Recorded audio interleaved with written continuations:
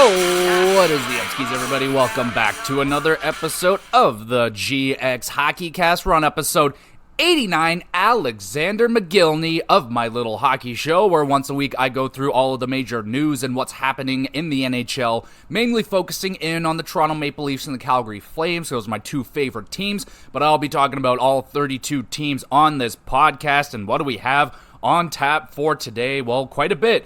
We got to talk about the Auston Matthews goal scoring just on fire. He is out of control. Bertuzzi is alive. Arizona is damn near dead. Their losing streak has hit astronomical numbers. New York Rangers are killing it. Winnipeg's attendance is still a problem. And is there a potential superstar getting traded out of Vancouver? So let's talk about it. Let's start off with the Toronto Maple Leafs, and Auston Matthews hits 50 goals. He does it in 54 games, and I guaranteed it last week. He was going into Arizona. He was scoring number 50. He throws in 51 because why not? And yeah, it was pretty much the most guaranteed thing that was ever going to happen. Got it out of the way really early in that game too, from what I remember, and fuck yeah. So Auston Matthews, man, he continues his dominance of goal scoring this season, and yeah, his pace continues to be in that 70 goal area. Is he going to hit that? I mean, shit, the way that he's playing right now, I mean, maybe, more than likely. At this point, I just want him to surpass the 65. That would make me very happy. Anything after that is just a bonus, and I'm very happy about that. But Auston Matthews going off right now, and a little bit of controversy over this last week with Steve Dangle in the podcast because Colorado played Toronto. An older clip of Steve's came up into the conversation, and basically the quote goes something like this: is Auston Matthews in the same echelon as a McKinnon or McDavid? And Dangle basically said it's not even fucking close, which, you know, I think Matthews is in that tier of player, but not because of the same reasons that McKinnon and McDavid are in there. Matthews obviously is in that level, kind of on a level of his own when it comes to goal scoring. But in terms of like sheer dominance on the ice, his speed and aggressiveness on the ice is not as alarming as McDavid and especially McKinnon. Like, I say this all the time, McKinnon is maybe the most noticeable player on the ice I've ever seen in me watching hockey. I know exactly who that is when it's no one plays, in my eyes, the way that McKinnon does. So explosive, so fast, so scary to watch. There's not many players that generate fear from my couch watching a hockey game like Nathan McKinnon does. Kucherov is a close second, but he is not an explosive, fast player like McKinnon is. He's just very, very talented. And yeah, you know, Steve catching a little bit of heat for saying that Matthews isn't in that echelon.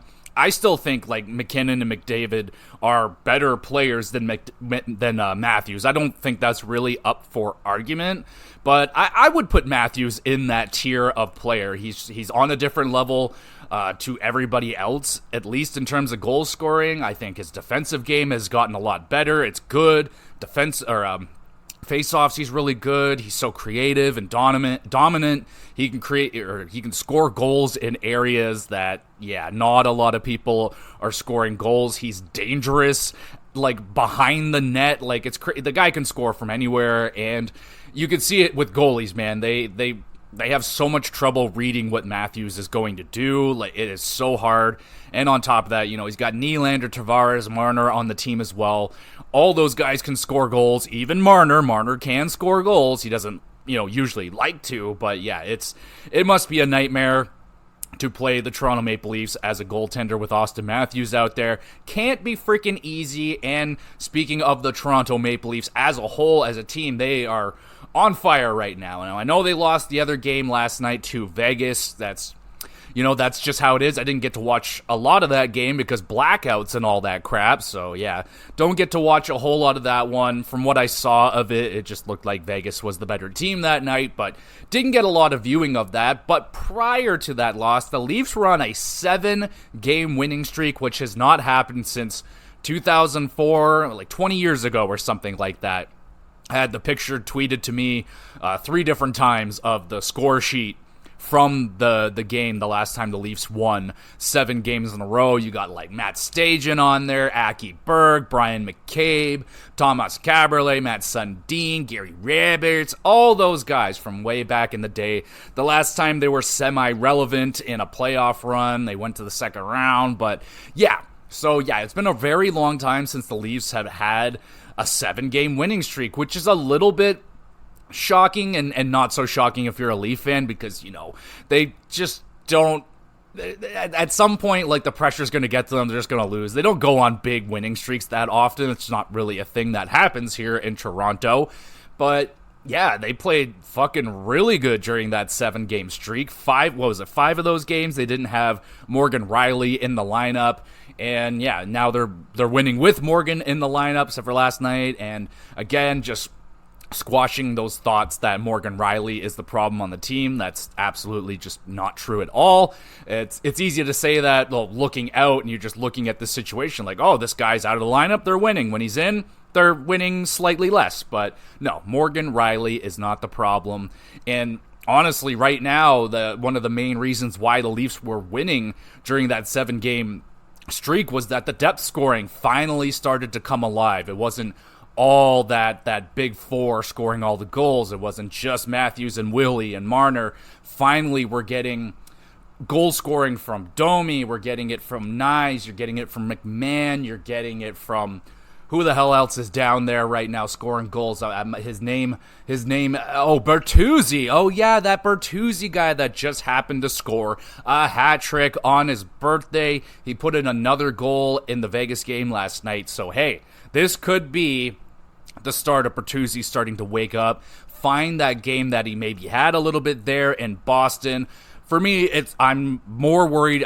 I'm more focused on Bertuzzi in the playoffs. That's what he's here for. He is a playoff guy. So if he's underperforming slightly or even a lot in the regular season, I'm not too worried about it. It's if he doesn't perform in the playoffs, then yeah, it's going to be a big problem and a disaster. And right now, with Bertuzzi scoring the hat trick, looks like his confidence is back. He went, 15 plus games without scoring a goal. And yeah, it's starting to look like the ball is rolling. You can really see the weight lifted off of his shoulders during that game. Scoring a hat trick on his birthday, which apparently just does not happen very often, which I find kind of strange. But all right, it doesn't matter. I'll take it. I will take a Bertuzzi hat trick any day. It doesn't have to be just on his birthdays. You know, you can pull those out at any time you would like to, Todd. Wait, is that his name? Todd Bertuzzi? No. Tyler. There it is. Tyler Bertuzzi. Tyler, get it done. But yeah, he is getting it done right now, and that is a great sign for the Leafs. That's very, very good. They're getting a little bit healthier on the blue line. And yeah, man, that depth is starting to come through, and that is kind of a glaring issue when you look at the Toronto Maple Leafs. Now a little bit less so. Is there a need now to add in the forward group? I mean, if you can add. If you can, I mean, absolutely. If you want to have a playoff run, you're going to need that depth.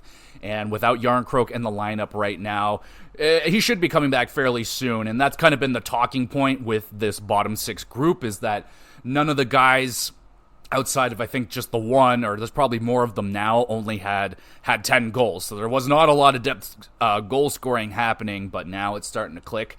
And that is just fantastic. Bobby McMahon just killing it right now. I'm still surprised he is not getting much more in terms of ice time. Like, his ice time has consistently been around 11 to 13 minutes. Not very much, but I don't know, maybe he's the type of player similar to like a Daniel Sprong, where he doesn't play a lot of minutes, but he's always getting a point. He's just being utilized at a very, very good way. So I don't know, Sheldon Keefe isn't necessarily the most advanced coach like that, but maybe that's what's happening. I personally would like to see Bobby McMahon get a little bit more time. Robertson's been looking really good, playing a little bit with John Tavares lately. That's been nice. I've kind of always liked Max Domi's season the whole year. He's just good and fired up, and that little video that he made for Bertuzzi scoring the birthday, scoring a hat trick on his birthday, saying him like happy birthday or something. That's good, man. I like Domi quite a bit. Really hope that guy can stick around. And the goaltending's been pretty solid as well. Samsonov looking pretty good. Other than last night, he did make some pretty nice saves from what I saw. Oh, also Bertuzzi hit 100 career goals. That is great. Marner is on a 10-plus game point streak. I don't know if that is over now. But yeah, Marner as well. Haven't been talking much about Marner this season. I'm not his biggest fan, but yeah, he's just been kind of quietly killing it, putting up a ton of assists, not many goals, but that's okay. That's what Marner does. He likes to pass, and he is back on pace to he's turned his season around, which was still a good season, but now he's having a very Marner season, looking really good. He's playing good, and Joseph Woll has been recalled. So this is going to be a little bit interesting just to see what the Leafs are going to do with the goalie tandem or trio that we have right at the moment. So is there a possibility that the Leafs maybe trade Martin Jones? Is there a possibility they try and waive him? That one would make me nervous. I think Martin Jones would have very good potential to get claimed. He's not making any money, and he's played decent enough for the Leafs. And his track record last year, we know that he's not going to make a ton of amazing saves, going to put up a lot of amazing stats, but the dude wins hockey games. So there could be interest in Martin Jones. If the Leafs are worried about losing him, I don't know, maybe they try and trade him and try and recoup some sort of asset. I think what they're going to end up doing is probably just carrying the three goalies down the stretch, possibly, and we'll see what happens with Woll. There's even a good chance that Woll doesn't come back and play up with the Leafs very much. I think he was on a conditioning stint. Regardless, I'm just happy to see Woll is back. I just want to see if he is going to be looking the same that he was prior to the injury. Prior to the injury, he looked like this guy could be the answer for the Toronto Maple Leafs in net. He looked very calm and collective. I really, really like the way that Joseph Woll was playing in net. Much more calm than Samsonov was. And yeah, then he got injured and that whole situation. So hopefully, they really took their time with Woll. It seemed like when it first happened, they're like, yeah, it's like a week to week. It ended up being month to month. So yeah, they really, really took their time. And hopefully that pays off. I hope he comes back and looks amazing because the Leafs are going to need that. Their goaltending is still in question. Yes, Samsonov has been one of the better goalies in the new year, but we know how fast that guy can lose his confidence. So if he has a bad week before the playoffs, that would make me very nervous heading into a playoff matchup, which at this moment looks like the Leafs are going to be playing the Boston Bruins again. Yay! Oh, that's going to be a lot of fun. All right, so that's enough with the Leaf talk, I think, for right now. Playing well, playing really good. Let's just keep that up right now for the Toronto Maple Leafs. Now on the glaring other side of hockey, we have the Arizona Coyotes, who are on just a tear of losing games right now. It is alarming how many games they have lost in a row. It is over 10. I think we're hitting 13 straight games right now that they have lost. It is whoa, where did this come from? I thought they were doing pretty well. And then they started losing, and they just can't stop losing. 1, 2, 3, 4, 5, 6, 7, 8, 9, 10, 11, 12, 13 straight losses for the Arizona Coyotes. And up next, they have the Toronto Maple Leafs, who, as we just discussed, have been playing pretty fucking well and maybe want to get some revenge on a team after losing like they did to Vegas. Arizona may be in for their 14th straight loss. We'll see, or in very Leaf fashion, the Leafs could lose to Arizona, ending their massive losing streak. But what the fuck is going on with Arizona, man? I thought we were making a little bit of progress this year. They were having a semi-healthy season. Schmaltz hasn't been down this year, and it was looking pretty good. Lawson Krause was scoring. What the hell? Kerfoot was putting up points at periods, a lot of points at periods, but wow, this has completely sunk their season. They weren't really in a playoff race or anything like that. But, you lose 13 straight games, your season is fucking Dunyan rings, and especially the positioning that Arizona was in. But, wow, man, this is an extremely huge drop-off, and I think it looks like the goal scoring has just kind of stopped right here. They're letting in a lot of goals. Let's just take a look at some of these losses here. I'm seeing a lot of goals going up on the board here in these losses. You got 6, 6, 3, 3, 5, 5-3-5-4-6-6-4-4. So yeah, that's a lot of goals going in, and I'm seeing a lot of 1s and 2s here on their side. So if you're not scoring a lot and you're letting in a lot of goals, yeah, that is going to lead to a lot of losing. And their penalty kill's not good, their power play's not that good, and that's very unfortunate. Now, there's some names on this team that are very interesting to me, especially Lawson Crouse. Now, Lawson Crouse, oh man, he is kind of the unknown Tom Wilson type, bargain bin Kachuk type player. He's huge, he can hit, he can score, he can do a little bit of everything, and I'm just curious now to see what Arizona's going to do heading into this trade deadline. Looking at their cap-friendly page, I mean, they have some unrestricted free agents that could potentially move. You're looking at like a Jason Zucker. He's got 1 year left, 32 years old. A winger, he's making $5.3. Arizona could easily retain half that. They got like $12 million to play with. So they could potentially move a Jason Zucker. Lawson Crouse, now that is something that would be... He's 26 years old. He's got 4 years or 3 more years left after this at 4.3. I think that's a phenomenal contract. I would love this player on the Leafs, but might be a little bit too rich. I mean, honestly, if you could like 1-for-1 Tyler, like Bertuzzi for Lawson Crouse and something else on the Leafs side, like add in some sort of pick, I would do that in a fucking heartbeat. Like this guy's got a nice cap hit for a few years, and yeah, he's a big, strong winger that I think the Leafs would love to add into their wings or whatever the fuck. Jason Zucker probably wouldn't be a bad addition either. And then their defense is very interesting because they have nobody signed after this season. So you got Matt Dumba, Joshua Brown, Troy Stetcher, and Travis Dermott. They're all unrestricted free agents after this season. Matt Dumba could maybe potentially bring in some interest. $3.9 million is a little bit hefty, but he's a right-handed shot defenseman. So that's really interesting. Joshua Brown and Troy Stetcher, also right-handed defensemen. Now, I don't think Stetcher or Brown are going to have that much interest or even bring back all that much, but they're there as well. And you have the goaltenders. Carl Vejmelka, I don't think he's really got a whole lot of interest right now. He's not played very well. He's got another year left on a $2.725 million contract. And then Connor Ingram, at this point, I don't think Arizona's really looking to move that guy. If he continues to play the way that he's doing on a $1.95 million contract, you're going to want to keep that guy around, you would think, but... yeah, Arizona is going to be an interesting team to see what they're going to do. Obviously, they have some young pieces on this team. You got Dylan Guenther, you got Logan Cooley, you got some of the other young guys that they drafted that haven't made it into the lineup yet, and they have a fuckload of draft picks. They got all their picks. They got 3 second rounds in the 24 draft. They got 3 third rounders in 24. They got 4 second rounders in 25 with 2 third rounders.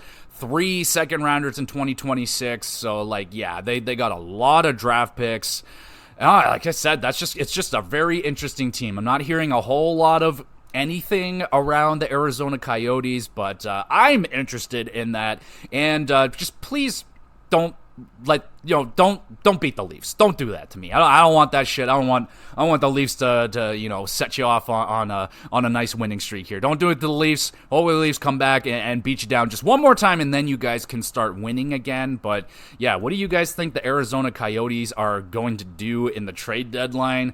I don't know if when you lose 13 games in a row, you kind of have to be sellers at this point, but how hardcore are you going to be selling? Like, there's assets on the team, but you also got to have someone playing for you next year. So we'll see what's going to happen with the Arizona Coyotes and what the hell is going on with New Jersey right now. So their struggles continue. They're being a very inconsistent, frustrating team to watch. They're beating good teams one night. They're losing the shitty teams the other night. And Lindy Ruff. So Lindy Ruff coming out, saying some things, and he's blaming the media for New Jersey's recent struggles, their recent struggles on the power play, and what the hell is that about? Very desperate tactic here by Mr. Lindy, and I mean, it's kind of crazy to say this, but is Lindy Ruff in trouble again? I mean, is his job in trouble if New Jersey misses the playoffs? this season, are they going to fire this guy? And is that the right thing to do? So with Lindy's defense is, I have no goaltender this year. What the hell am I supposed to do? You giving me guys, all three of these goaltenders are playing like trash and dealing with injuries. You lost your best defenseman, Dougie Hamilton, to injury. He's done for the whole year. You traded off your depth defense. You got rid of Graves and Siegenthaler. I don't know. You got rid of two guys. In hindsight, that's the right move in the long run. It definitely hurt them this year to not have those defensemen in there. But it's kind of it was a very tough call. I mean, they wanted a lot of money. Those contracts would have hurt New Jersey in their future if they, maybe they don't end up winning any cups if they make those deals, and if they move on from those guys, make that hard decision, have a rough year, maybe that leads them down to 2, maybe 3 cups in the future. Who knows? But yeah, obviously it's not working out this year. Is it too late for the New Jersey Devils? The Markstrom deal still hasn't happened. It was on the table, then it was gone because of salary cap retention. They couldn't find a way to make it work, and it still hasn't happened. And at this point, it really looks like it might be too late for New Jersey because, other teams that are ahead of them, they're looking pretty good. We'll go back over here to the standings and take a look, but I don't know, man. I think it might be the wrong call to get rid of Lindy Ruff if he didn't have a goalie this year. There's really not much he can do. They're just outside of the second wild card right now. They have 59 games played, 64 points, and then Tampa Bay is ahead of them. They got 69 points, and Detroit is at 72 points, and Detroit is on fire right now. They're killing it. They look absolutely legit right now.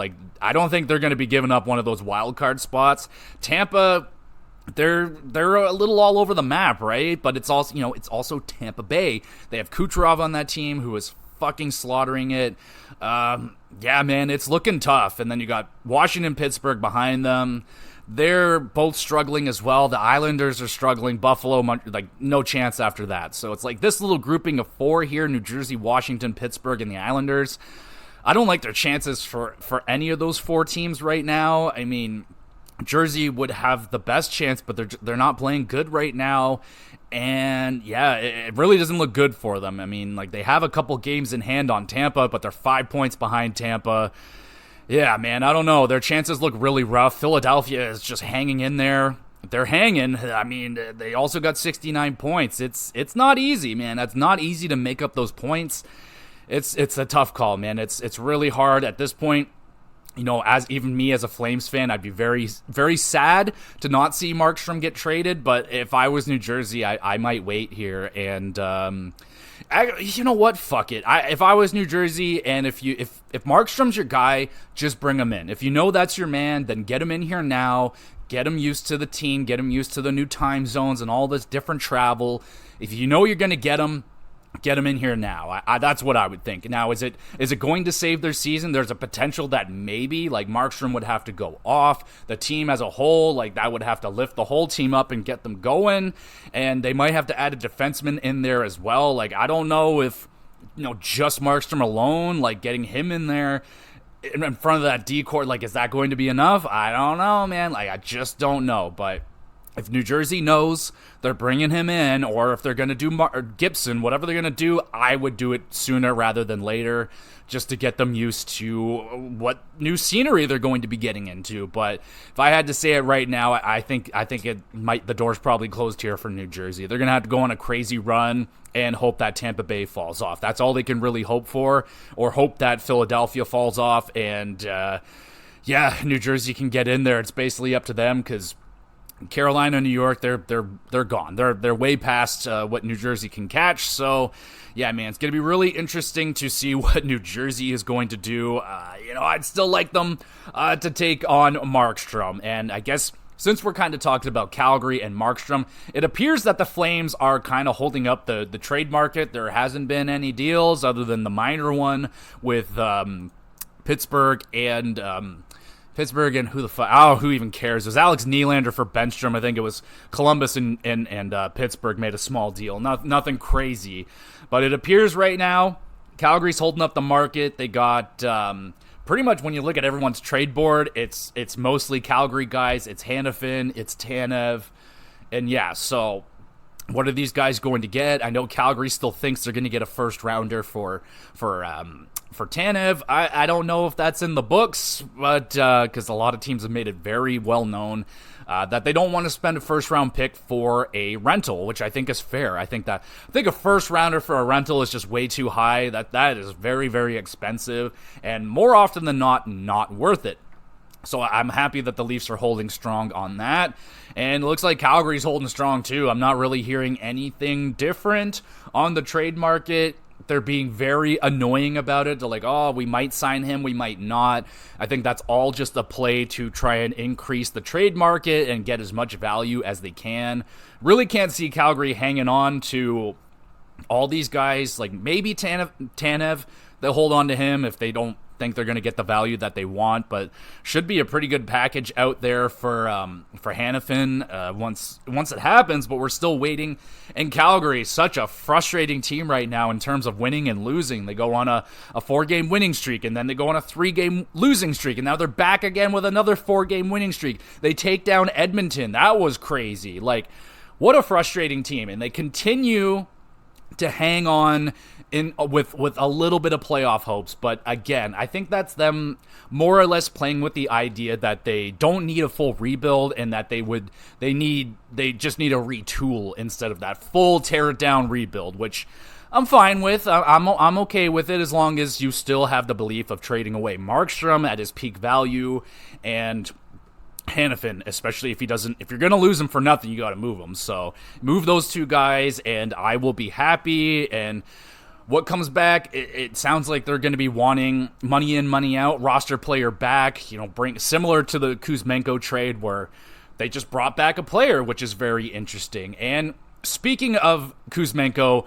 that brings us to the Vancouver Canucks, which are a very, very interesting team right now because they have Elias Pettersson, and that dude does not have a contract yet.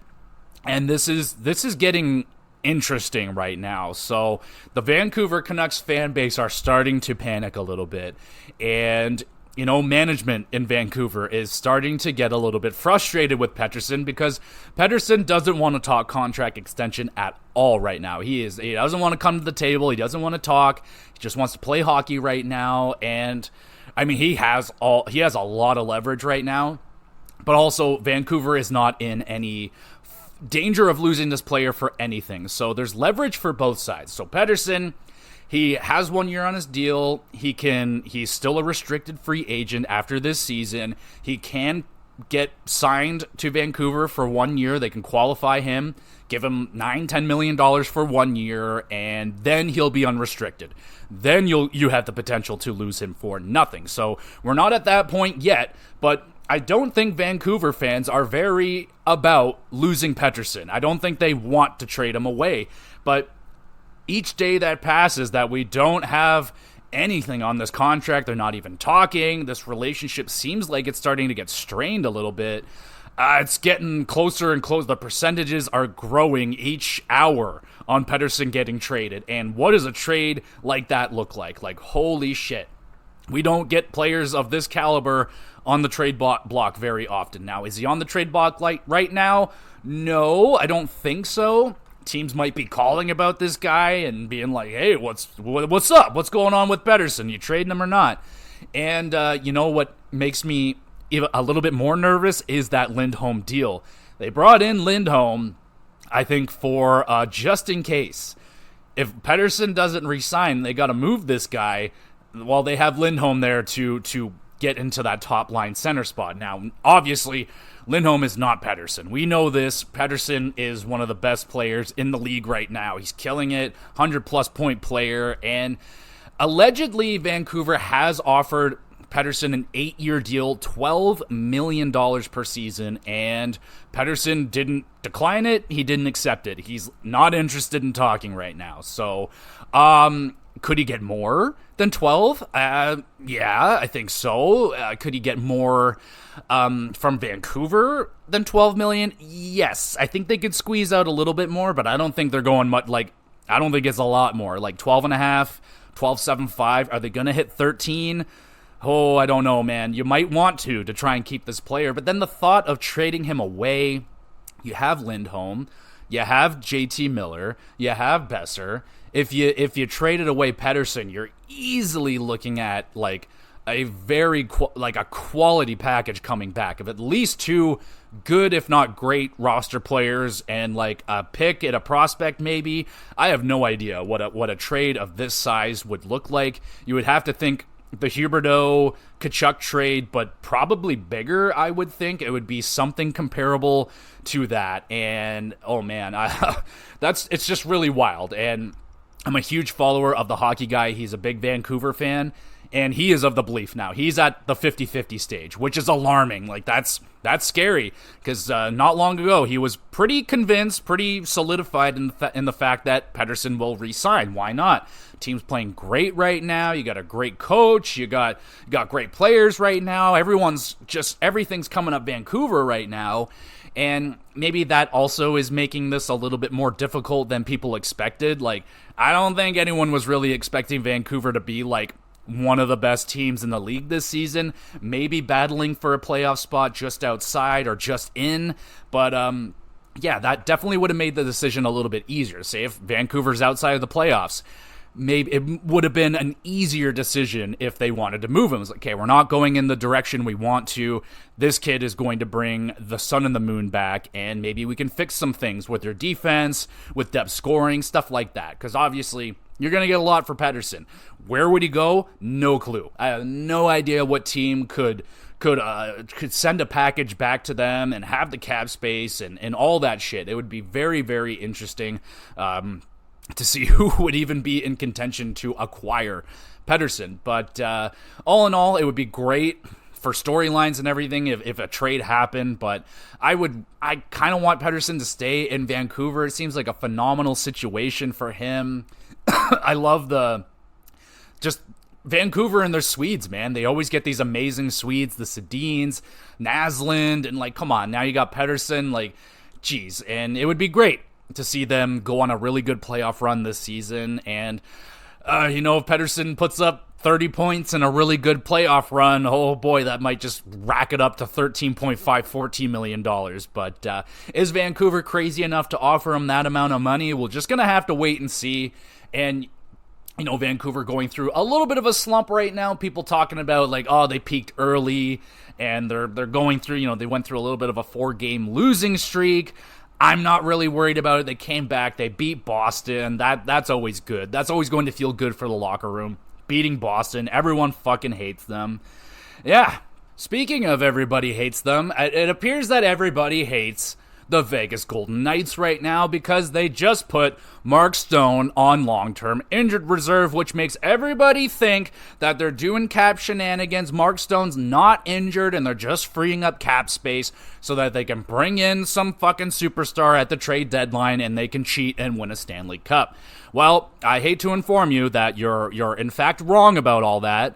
Mark Stone is in fact injured. He ruptured his spleen, so yeah, he is in fact injured. And it's not cheating when the league allows this. You cannot blame the Vegas Golden Knights for doing what they're doing. They're not even doing anything wrong. They're doing exactly what they're allowed to do. And they're not the only team that's doing it. There's tons of teams out there that are doing this. So, no, I don't think Vegas is cheating. Is it very timely and convenient that this is happening right at this exact moment?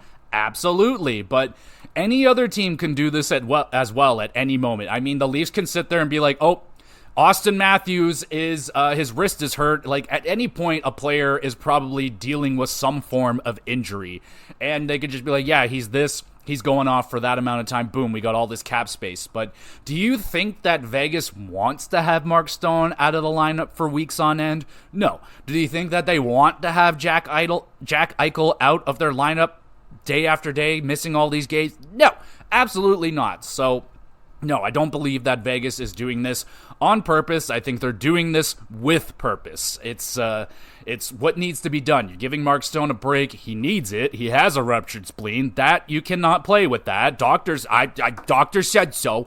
So there you go. I think Vegas is doing exactly what other teams have done. Tampa's done it. The Leafs have done it. The Leafs did it when they weren't even good. Like, who gives a shit? You shouldn't be mad at Vegas. You should be mad at the NHL for having terrible rules and just being kind of a shitty league all in all. But, that's a conversation and a rant for a different day. We'll move on to... Let's talk about the Winnipeg Jets and their attendance issues. So I feel like we talked about this before on this podcast. And back then it was concerning, but now it's even more concerning because last time we talked about it, Winnipeg, they were kind of up and down team, a little bit disappointing, didn't have a good run in the playoffs. And then the offseason, it really seemed like the team was on the verge of falling apart. I mean, Mark Scheifele, Hellebuck didn't know what the future with those two guys were going to be. Their captain, Wheeler, demoted, bought out, and he's gone off to New York. He's out of here. And yeah, it really looked like the future was in question. They make the Dubois trade. This guy wanted out. They got him out. They brought in new guys, and all of a sudden, they're winning. They're having a fucking awesome season. Hellebuck is killing it. Scheifele's killing it. Kyle Connor's killing it. The team is killing it. As a whole, a very well-constructed team, top to bottom. They got depth. They got good defense and incredible goaltending, not just from Hellebuck, but Swat is also doing very well in net for them as well. But people are not showing up for Winnipeg games, and that's a problem, especially when you're successful.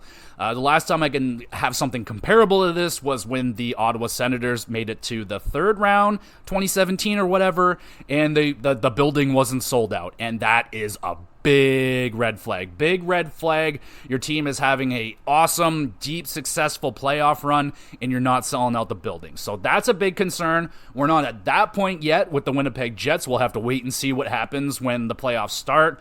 I don't think we're going to have to worry about that. I think the Winnipeg fans are going to show up big for the playoffs. But right now, they're not selling out the building, and that's a problem for them because Winnipeg is a gate-driven organization right now. They don't have the sponsors that Toronto and New York and Montreal have, so they have to rely on fans and season ticket holders.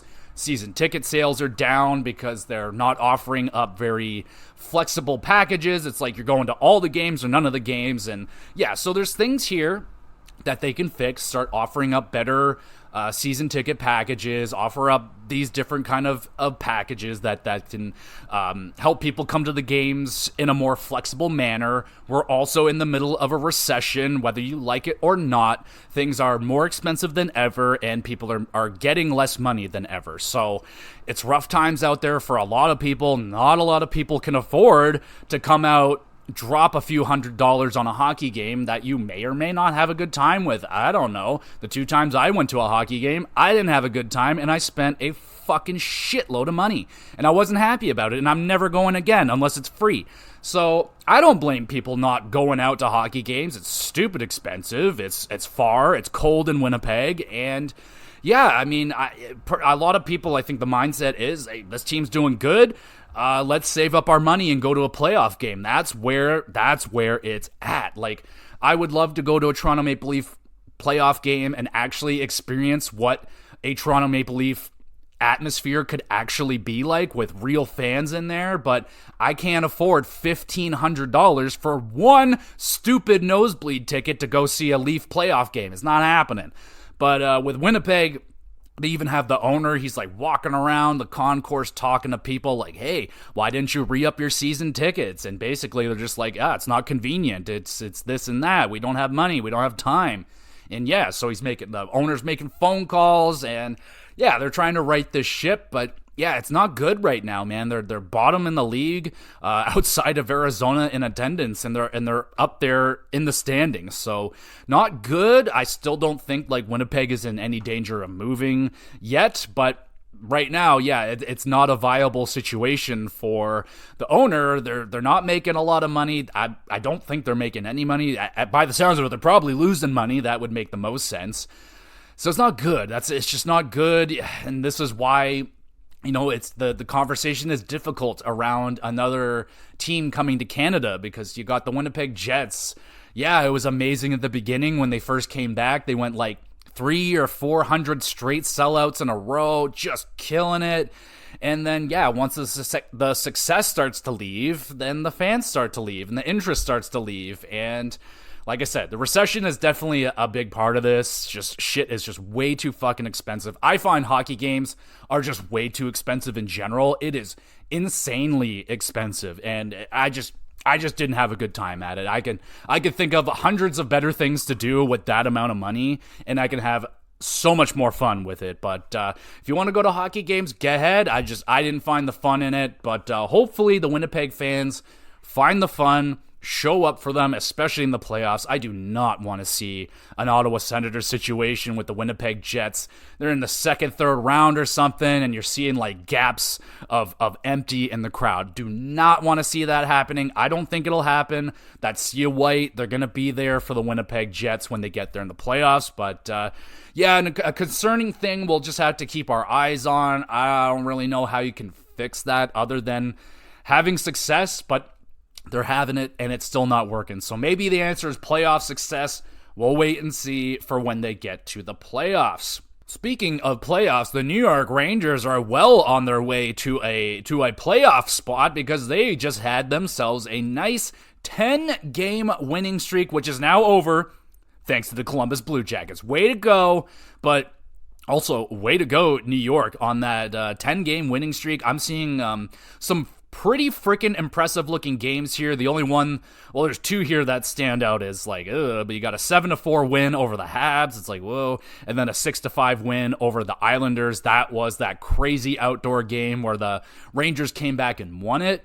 But then they came back after that crazy game, allowing a lot of goals. They came back with 3 straight 1-goal performances against and 3 more wins. So, yeah, man, the Rangers, we talked about them a while back as being, they were definitely struggling throughout January, but it seems like the lulls are over. They've dominated February. They barely lost a game in February. That was their first loss, and there's only one more game left in February. They won all their games in February. So yeah, Rangers are absolutely killing it.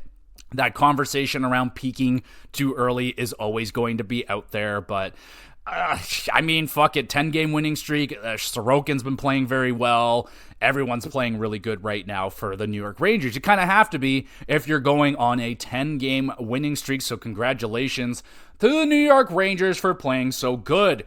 All right, now we'll go to just some little stories from around the league and stuff like that. The Colorado Avalanche, Valeri Nichushkin has been cleared to return from the assistance program. He's been away for a little bit and just kind of a very strange player over the last year or so. The disappearance and the playoff run last year, the assistance program this year, he's back. Colorado needs this guy because he is a machine when he is playing like Nichushkin can, and they're going to need him for that playoff run and not to leave halfway through because, shit, man, who knows how much further Colorado could have went last year if they just had Nichushkin stay in their lineup. So that's a big add for the Colorado Avalanche. And then the Washington Capitals, they have a pretty big loss for themselves this week. TJ Oshie went down with an injury. He is listed as week to week. Now, we talked about Washington. They're in a playoff hunt, you know, sort of, but not really. I mean, they can go on some win streaks and still be out of it by a bit. So, but losing Oshie, yeah, he was playing very well actually since his return. Pacioretty, he hasn't been scoring, but he has been putting up assists. Ovechkin continues to put up points. But yeah, I don't think Washington really is going to be in the market for a serious shot at the playoffs this season. And that leads to what are they going to do at the trade deadline? Are they going to sell off anybody? I know they have some players here. So Nick Dowd, the guy that I was interested in maybe the Leafs picking up, he's on injured reserve right now. I don't think it's going to be long term that he could not get traded, but we'll see what's happening with that. They have Joel Edmondson, who I'm pretty interested to see if they're going to trade that guy. Rasmus Sandin has 1 year left, but he's a restricted free agent. I don't think he'll be going anywhere. They have Nicholas Aube-Kubel. I mean, he got, traded to the Leafs last season. There might be a little bit of interest there, but I don't think there's going to be that much, just kind of a depth pickup. They have Max Pacioretty, who's got 1 year left, $2 million. Is there someone that's going to be interested with that? Would maybe Carolina come knocking at that door again? They tried Max Pacioretty before, didn't work out with all the injuries, but he seems pretty healthy right now. He's got a no movement clause, but I think if he had the opportunity to go for a playoff run, I think he would move that. And then they have Anthony Mantha, also 1 year left. He's 29 years old. He's at a $5.7 million cap hit. So, I mean, I don't think a lot of teams are going to be too interested in that cap hit, but he's a big guy. He could potentially do something in the playoffs for somebody, but I haven't been hearing a lot of anything around Anthony Mantha's name, so I don't know if Washington's going to be all that active in the trade market here. I know they have Kuznetsov. He's in the player assistance program. He's been asking for a trade out of there for years. Is it finally going to happen? We'll just have to wait and see what's going to happen with the Washington Capitals. And we'll finish it off here with the Chris Chelios number 7 retirement ceremony that went down in Chicago this week. That was very nice for Chris Chelios. Now, Chris Chelios was way before my time, and when I did know of Chelios, he was playing for the Red Wings. So when I think of Chris Chelios, I think of that super tan face on that white and red Detroit fucking outfit, and I'll always remember that clip when he was playing in the minors, because if you didn't know, Chris Chelios played until he was like fucking 500 years old. He just didn't stop playing. And even when his NHL days were done, he just continued to play in the minors. And I remember a fan just chirping at him like, Chelios, skate, you old fuck. And it was just goddamn. But Chelios, an all-time legend of the game. Apparently he knows everybody and everybody knows him. That's great. He's got all the stories. He loves the game. That's beautiful. Raising up the number to the rafters in Chicago, which, you know, I don't remember much about him playing in Chicago. I think he won a Stanley Cup with the Habs way back in like the 80s, ? But he had a really good career, man. I think 3 Stanley Cups, probably a fucking, a Norris in there at some point. He had a very, very long career and is a very, very good defenseman for a very, very long time. So congratulations to Chris Chelios. And that game, by the way, was fucking nuts against Detroit. Fucking Patrick Kane, of course, he scores the overtime winner in that game, actually getting cheered by the Chicago fans. How can you not? With everything that Patrick Kane did for Chicago, you have to cheer for him. It doesn't matter if he's playing for somebody else. And the big celebration, showtime, baby, and yeah. So that was really cool. And actually, I think I want to do one more thing since it's been a while since we taken a look at the stats around the league, and I'll just pop in here because I know there was some minor signings and a trade, so I'll just talk about it quick. Pittsburgh Penguins acquire Emil Benstrom, trying to help out their blue line, probably isn't going to work, and Columbus acquire Alex Nylander, the other Nylander brother, and a conditional 6th round pick. At this point, it doesn't look like Alex Nylander is going to make it in the NHL, which sucks because he used to get really good in some of the NHL video games. Some minor signings here. Michael Rasmussen, 4-year extension with a $3.2 million cap hit. That could age extremely nicely. We'll see where that one goes. He's a pretty solid young player still.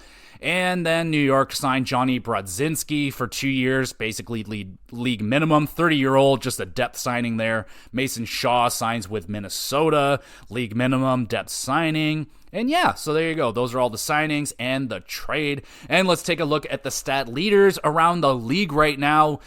See how much closer Connor McDavid got to the holy shit. He is catching up fast.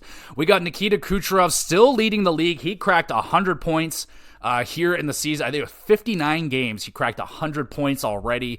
Insane. He beat his own record, so he is on pace to have his best season of his career. 103 points right now. Insane.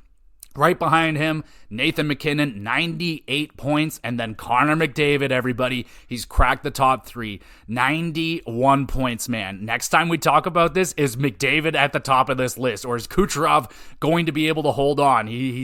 That lead is getting smaller and smaller each time I do this. David Pastrnak, 85 points. JT Miller, 81. Panarin, 79. William Nylander, 79. Austin Matthews, 77. Mikko Rantanen, 76. And Leon Draisaitl quietly putting away with 73 points. Goals leader, well, we know who's leading this charge. It's Austin Matthews, not even close. 52 goals already this season. Next up is Sam Reinhart, still killing it, 39. And then we got a 3-way tie. It is Zach Hyman, baby. Fucking awesome. I am so proud of you, Zach Hyman. Absolutely killing it. Goal-scoring machine for the Oilers right now. Love it. Nikita Kucherov, 38 goals. David Pastrnak, 38 as well. McKinnon, 35. Besser, 34. Panarin, 33. Crosby, 32. And Jonathan Marchessault, quietly putting along another great season for him, 32 goals. Assists, McDavid leads the league. He has 70 assists. Unbelievable. Kucherov, 65. McKinnon, 63. Quinn Hughes, 58. Noah Dobson, 53 assists. Goodness gracious. JT Miller, 51. Cale Makar, 49. Marner, 49. Hedman, 49. And William Nylander, 48 assists. Game-winning goals. It is Sam Reinhart with 9. I'm surprised Matthews is not even on this list. That is amazing. Elias Pettersson also has 9. Braden Point, Kyle Connor, 8. And then a whole bunch of people have 7. Rantanen, Aho, McKinnon, Verhaeghe, Duchesne, and Willie Nylander. Plus minus, we're not really worried about that, are we? Gustav Forsling is leading it, though, with a plus 39. Plus, our penalty minutes, we don't really care about that, but Liam O'Brien leading it with 116. Pretty good. Goalies, we got most wins is Alexander Georgiev. He's got 31 wins already. Fucking really impressive. Same with Thatcher Demko, 31. Very, very good. Bobrovsky, Hellebuck, Stuart Skinner, Shesterkin, Saros, Markstrom, Ottinger, Vasilevsky are your other leaders. Shutouts led by Tristan Jarry with 6 shutouts. Goddamn. Thatcher Demko, Ingram have 5. Ukko-Pekka Luukkonen, who's been playing excellent lately. If he was playing like that at the beginning of the season, Buffalo might be in a playoff spot. He's got 4 shutouts. And then a whole bunch of guys have 3. Hellebuck, Swayman, Bobrovsky, Lindgren, Binnington, Ersson, there you go. Goals against average. It is now led by Anthony Stahl-Lars, who probably hasn't played in that many games, but a 1.97 goals against. Impressive. Now the most impressive one, Connor Hellebuck, 2.21 with all the games he's played. Insane. His partner right behind him, Laurent Brossoit, 2.26. Aiden Hill, 2.26. And yeah, very, very nice save percentages right here, or goals against averages. Save percentage, still led by Aiden Hill, 927. Insane. Stoller's at 925. Hellebuck, 925. Swayman, 920. Brossoit underneath him for some reason at 922. They're going to have to fix that one. Joey Decord, Thatcher Demko, Jonathan Quick, Joseph Wall still up there, and Sergei Bobrovsky. Most saves, it is still held by Ilya Sorokin, 1,290 saves. Second best, Georgiev, 1,238. Shots against, Sorokin. Special teams, okay, now we're not worried about any of those points right there, but holy shit, McDavid is flying up that list, y'all. What do we think? We think in another 3-4 weeks, is McDavid at the top of this list? Oh, fuck, he's what? I got to do some math here. What, 12 points? Is that math? I think 12 points behind Kucherov. The dude put up like 6 points in one game, so I am completely in the belief that McDavid is still in this competition. Absolutely, looks like it's going to be a 3-way race between Kucherov, McKinnon, and McDavid, and probably those 3 dudes right there for the Hart, I would be thinking. But you know, Matthews, if he scores 70 plus goals, he's going to have to at least get some mentions in there, right? But yeah, I think that's everything I would like to talk about on this week's episode. Thank you, everybody, so much for listening. You're awesome. You want to be even more awesome, though, make sure you're hitting that review button or hit the stars. Whatever you got to do on the listening platform that you're listening to this on really helps me and the podcast out, all that great stuff. Want to be even more awesome? You can go check out the YouTube channel, Gamer GX Videos. It's where I upload all of these podcast episodes over there. You can drop a comment in the comment section, leave a question for the podcast related to wrestling, hockey, video games, just podcasting in general. It doesn't matter. Send in a question. I'd love to answer it live on the podcast for you. That would be a ton of fun. There's a Twitter page you can follow along with as well. The link is in the description. Usually post up plans and stuff like that for the upcoming podcast, and there is a email address there as well if you just want to have like private conversation or anything like that. It's there for you. And there we go, everybody, in terms of what's going on this week with the GX Plus cast. Should be doing the Persona 3 Reload review for the GamerCast this week. And the WrestleCast, we got the regular recap coming up, and I think Revolution is this Sunday, so there'll be a separate pay-per-view review for that pay-per-view. And there you go, everybody. Hopefully you're having a good day. It's a muggy, nasty day here in Canada, but I am just dandy, just doing great, and hopefully y'all are doing great too. And we'll be back again soon with some more GX Plus Cast.